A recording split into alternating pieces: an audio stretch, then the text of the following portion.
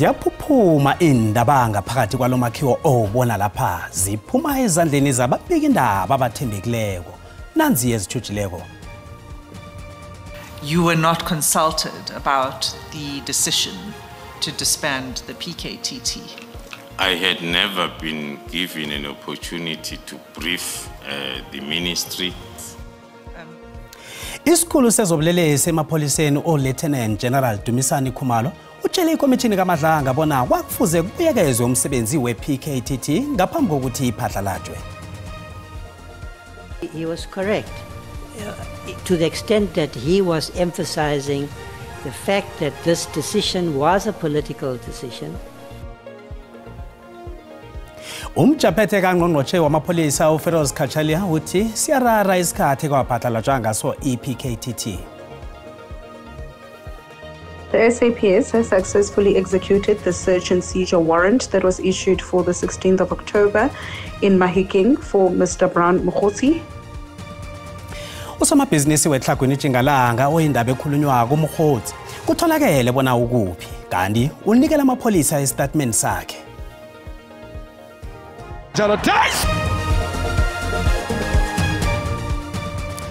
Ngiyathokoza ukungifumana ningilindile isikhathi esifana nalesi akusiswa isikhathi sokuhlalela kude nendaba. NginguCedric Mwebya ku-SABC 1 Lotshani Makhaya. Umjaphethe kaNgqongqotjhe wamapholisa uFeroz Khachalia uthi siyarara isikhathi kwaphatlalatshwa ngaso isiqhema samapholisa esasiphenya ngezenzo zokubulalana kwepolitiki iPKTT. Naphezulu ukuthi bande kangaka ubulelesi elizweneli. uKhachalia bekaphendula imibuzo ekomidini yeParliament ephenya ubukhohlakala emapholiseni nokuqaphela kwepolitiki emazweni womthetho. uKhachalia uthi umraro lo udlangile kanti awuthinti ukubulalwa kwabosopolitiki kwaphela nokuba sisifundeni esodwa uthi ukhuluma nembiki indaba kwakamkhanazi ngovela bahlinze kwakungakafanele begodu kwabathwenya. uKhachalia ngifakazi obunane esihlalweni esitshisa kwisa uveze ukuthi ijinifomu ka-Lieutenant General Ndlandla Mkhwanazi mhla ukhuluma nababika indaba yayingakajwayeleki. After his appearance before the public, in full military regalia, armed and so forth, worried me, and I made a statement to that effect after my appointment. uKhachalia utshela ikomiti bona kuyakhanya ukuthi uCommissioner wamapholisa uFani Masemula wasiphekisa isiqundo sokuphatlalatshwa iPKTT kodwa wagcina vuma. uMasemula ubika bona wayelelisa ngokuthi ukuthathwa kwamadokethi kabe kufuze kulandela ikambiso ukuvikela iphenyo nemindeni ethindekako. Initially, I think I was trying to understand what exactly happened with the PKTT, what reasoning informed the decisions that my predecessor made, his relationship with the National Commissioner. uKhachalia ungezelela wathi ukuphatha budlapha kwamadokethi bekungakhinyabeza imindeni ebandakanyekako. That the dockets should be, there was some public reporting that the dockets were in the hands of General Sabir, that he explained to me that he had advised the minister that fine, you've said it should be disbanded, but the docket should be transferred in a systematic, incremental way. Ikomiti kusasa izokuza ubufakazi besikhulu sabufokisi abaphenya ubukhohlakali uAdvocate Andrea Johnson.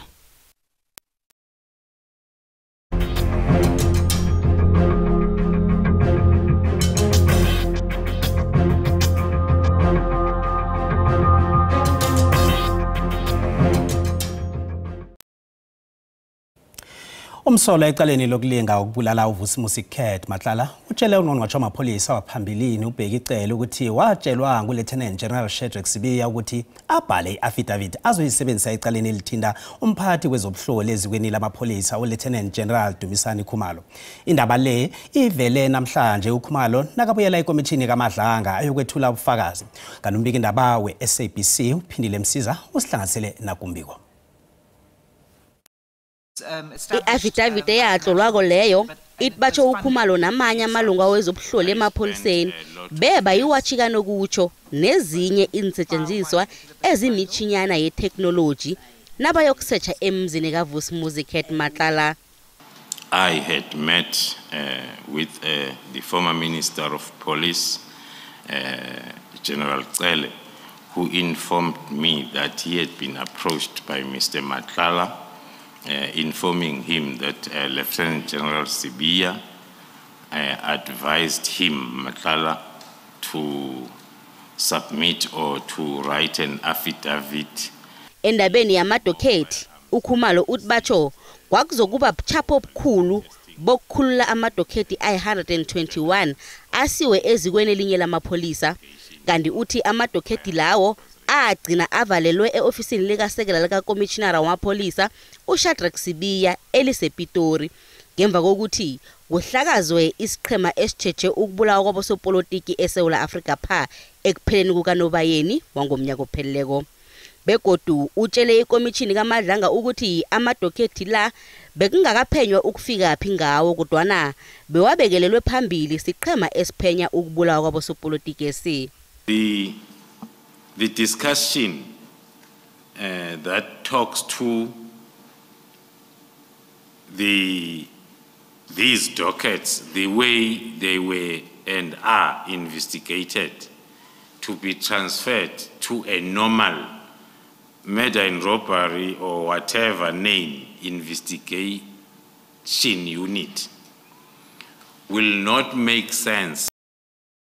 General Dumisani Khumalo ubuye watshela ikomishini kaMadlanga ukuthi nangathana kwaqalwa imisebenzi nomehluko olethwa siqhema esijeje ukubulawa kwabosopolitiki qangi ngaphambi kobana sihlakazwe kanti uthi isiqundu esisathathwa ngokuhabekileko ngaphandle kokuthi kuqalwe imisebenzi yesiqhema esingaphambilini. uKhumalo ungezelele ngokuthi isiqundu esi sachiya amalunga azimisele ngomsebenzi ebaleni beciselwa amehlo. Nginguphindile Msiza wendaba ze-SABC e-Auckland Park eJohannesburg. Usomabhizinisi wehlagweni Jingalanga oyindaba ekhulunywa koBrown Mkhothi utholakele wona ukuphi kanti unikele amapholisa estatement sakhe. Solo kwangomvulo bekungaziwa ukuthi uMkhothi ukuphi ngemva ukuthi kulingwe ukudumuza nomtshayeli wakhe. Kuthiwa abatsho amadoda abekakhamba ngeveni emhlophe adumuze ikolo ebovu yomhlobo weChevrolet ebekakhamba ngayo hlanu kwendlela iN3 nawuya eFosloras eEastrand. Qinisekisile ukuthi athola incwadi abavumela ukuthi abhudule kuphathelene nosomabhizinisi oyindaba ekhulunywako uBrown Mkhothi. Lokhu kuza ngemva kobana uMkhothi negcotha lakhe bahlangene nesiqhema sabaphenyi namhlanje. The SAPS has successfully executed the search and seizure warrant that was issued for the 16th of October in Mahikeng for Mr. Brown Mkhothi. The team investigating the fraud, corruption and defeating the ends of justice case has also seized certain devices from him. The team investigating the attempted murder case from the Vosloorus police station have also met with Mkhothi, and no further comment will be provided at this stage as investigations into both cases continue. Uthunikela amapholisa istatement esilandelanisa izehlakalo zangomvulo ebusuku ngemva kwezongobatsho yokubandakanyeka kwakhe esehlakalweni sokudunyuzwa. Asiqala umbono wakho umbukeli ngalendaba ephelayo naku uyalandela. uBrian Mkhothi usenza abantwana abancane. Phela ngendlela ikolo le bayidumuze ngayo. Ngabe nayo ulimele namkha ebekakhamba naye ngabe ulimele. Ufakwe ngibani ngaphasi kwe private custody la afihleke khona, ufakwe ngibani, ufakwe amaphoyisa lapha afihleke endaweni efihlekileyo. Nakhona abantu ababone njani ukuthi akhamba ngeveni emhlophe. Sesizobona khona kwi-investigation ukuthi kwenzakaleni. Thina sazi nguye uMkhothi lono waziyo ukuthi kwenzakaleni. Iqiniso kulento ngale monto edutshuliwe lo ivelela lona. Awukwazi ukuthi ungadutshulelwa imoto bese ungaye police station uvula icala. Kanti umbone ngombukeli SABC ayizukutheswa umlando ngokuziphendulela ngombono umbukeli. Uvele ekhotha kaMagistrata wePolokwane, umsolwa wesine osolwa icaleni elibandakanya insolo zokubulala okuhlotshaniswa nemali ze-insurance. Umsolwa lo uJohannes Shokane ngumfowabo kalikaloyo osolwa ngokumsiza ukwenza icaleli uRachel Kutumela ongusergeant walokho emapholiseni noAnna Shokane. Umsolwa wesithathu ecaleni yindodakazi kaGutumela. uFlora Shikane baqalene necala lokubulala abantu abalithoba bafumana imali zabo ze-insurance ezibalelwa ku-10 million yamaranda. Umsolwa uJohannes Shokane uqalene namacala ama-20 nekubalwa kiwo amacala alithoba wokubulala, ukukhwabanisa imali kunye nokufumana inzuzo yemisebenzi ngokungemthetho. Uyokuhlanganyela nabantu abakwabo loyo obekangusergeant wamapholisa uRachel Kutumela, nodadewabo uAnna Shokane, nomntazana wakwakhe uFlora Shokane. Basolwa ngokuzuza imali engange-10 lengidi zamaranda ngokubulala bongazimba balithoba. Icala elibandakanya uKutumela nababili asolwa nabo lidluliselwe ekhotho kaMagistrata ePolokwane ukuyokulalelwa ngoSewula umnyaka ozako. Ngakelinye ihlangothi icala likaJohannes Shikane lithuliselwe umhla ka-18 kuVelabahlinze ukuyokufaka isibawo sebail. By agreement, this matter is adjourned and postponed to the 18th of November 2025. That will be for bail application. Iphiko lezokutshutshiswa komphakathi lithi amacala la enziwe phakathi komnyaka ka-2013 ukuya ku-2022 la ekuthiwa abatsho umsola wavulela abongazimba bambalwa amapholisi wempilo newomngcwabo ngobukirikitshani. Johannes Shokane is facing several charges, including 9 counts of murder and unlawful activities of receiving the proceeds of unlawful activities, plus money laundering. Remember, in this case, the other sisters, they were receiving money from different insurance. After that, they were sharing those monies amongst themselves. Umalabi Dzangi uthi iNPA ifake isibawo sokuthi umsolwa ahlanganyele nomsolwa wesine ecaleneli. Nasibuya entolo. I think it has already brought a lot of opportunities before it even started.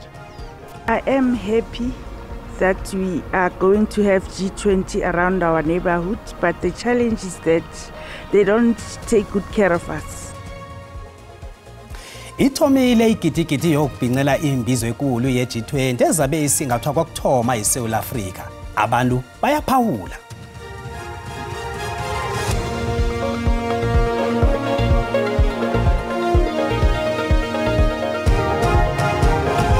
Na ku Facebook asirage nazo.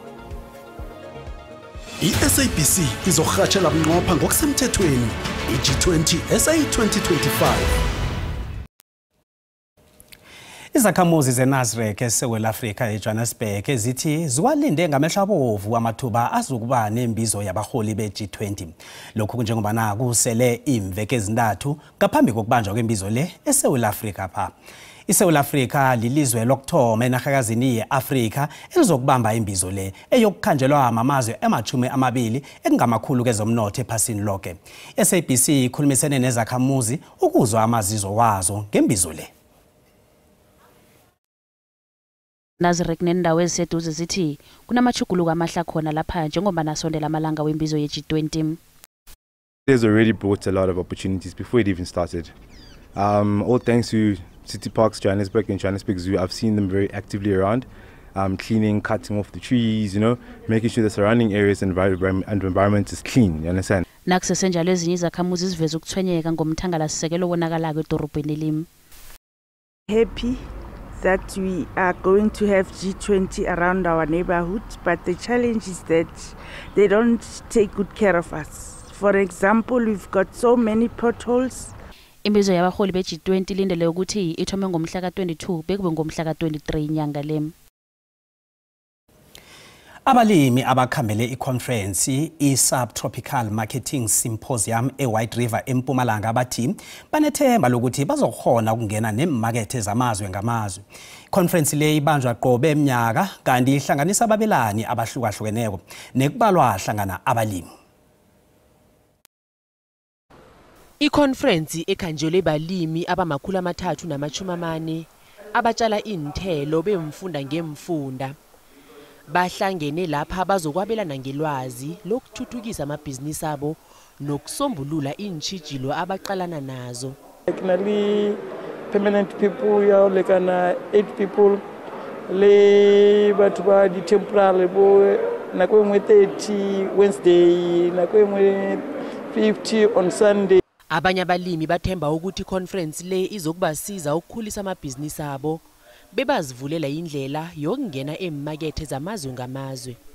After maybe attending this, I will be having a full knowledge of how I can market my products, and my aim is to make sure that my avocados are being exported, so that I might be having advantage of reaching the international market. Ngokutsho kwehlangano iWorld Avocado Organization, ibubulo elikhiqiza ama-avocado eSouth Africa pha linamathuba wokukhula libe likhulu ukudlula la likhona njenganje.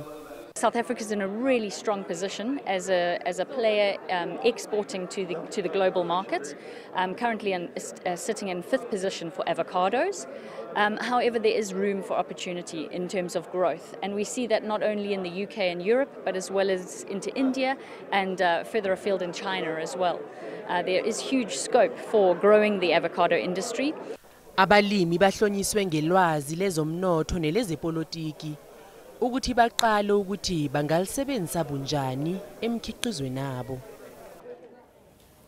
Umbikindaba we-SABC onzinze America uSherwin Bryce Peace nosokhemeri Aaron Bebrick bahlonitshwe ngonongorwana wokuhatsha kuhle indaba zamazwe ngamazwe ehlanganweni yentshaba ezibumbeneko iRicardo Ortega Memorial Prize. Ungqongqotjhe wezobudlelwane bamazwe ngamazwe uRonald Lamula uthokozise iSABC ngomsebenzi omuhle ewenze endabeni zamazwe ngamazwe. Minister Lamula stated that this distinguished award, conferred by the United Nations Correspondents Association, represents a significant acknowledgement of journalistic excellence on the global stage. For many years, the South African Broadcasting Corporation, through the dedicated work of Mr. Sherwin Bryce Peace, has provided the South African public with insightful, accurate and timely reporting on the deliberations and developments within the United Nations. Their work plays a vital role in keeping our nation apprised of critical international affairs.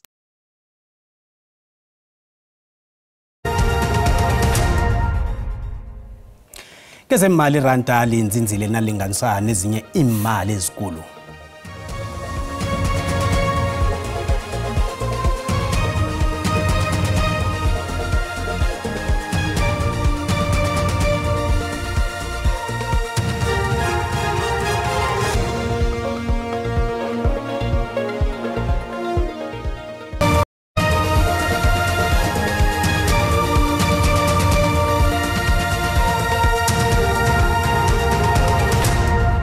Lochani ngelesithathu endaba mana bubujamo bezulu sibona lapha ke livulile njengalanga lapha eCape Town kunamafu kanti ke nawuthoma igqibherha amathuba wezulu nge-30% lokhu ikungu okubonako bese kuthome lapha ke endaweni ezimaphakathi nesifunda salapha ke KwaZulu Natal amathuba nge-60% arabhule njalo esifundeni seMpumalanga ukuchinga ngezinye indawo zangaleke ngeLimpopo ngezinye indawo sibona lapha ke i-30% kanti ke nanda izulu lilikhulu ke lapha endaweni zangeMpumalanga nge-80% ngezinye indawo i-60 kanti ke isasenjalo ikungu asekusuduke sibone ukuthi ngisiphi silemukiso sesitholileko kunomoya ngaleke ngeKapa lodumo Tshejani kanti ke imjijo iduma kumbi endaweni zangaleke ngeKZN ukuchinga eMpumalanga nangale endaweni zangeLimpopo nakusasa silemukiso sesenjalo khulukhulu phakathi nenaga yeSouth Africa nomoya ngaleke ngeCape Town nakya ke amazinga okuchisa sithome ngesifundeni sangapha ngeGauteng lifuthumele endaweni ezinengi Pitori nge27 neBroncosprate iLimpopo sibona ke yona ke iphole lapha iphulukwane ngezinye indawo konke kufuthumele nasithi siyaqala lapha ePhalabura nge26 isifunda sangalengele ngeMpumalanga sipholile endaweni ezifana neKerolani nalapha eMelo ngale bomalahleni Mhlanga Middelburg sibona kuyafuthumala ngemva kwamadina iKwaZulu Natal leyake emakhaza lapha eKokstad eMinyoki ePietermaritzburg buya nganeno ngamakhaza kuthi ezinye indawo ke kupholile lapha ke esifundeni sangeMpumalanga Kapa sibona ke lapha eWillow kupholile kwezinye indawo nakhona kupholile lapha eMthatha sibona ke kumakhaza pheze eMinyoki except Jingalanga Kapa ke lapha futhumele Cape Town kezinye indawo sifunda sipholile khulukhulu ke ngegwini elingale ngeTjingalanga nasithi siyaqala ke isifunda sangale ngeNorthern Cape Springboks yachisa pheze isifunda sonke siyachisa kuseSutherland lapho sibona khona ke ukuthi kufuthumele siyalapha eFreystata isifunda sifuthumele sonke naso liza kuthela eKhisibe ke kwafuthumala ngale ngesifundeni sange Northwest kokugcina sibona nakho ke kufuthumele endaweni eziningi asibonane ngesikhathi esilandelako Tido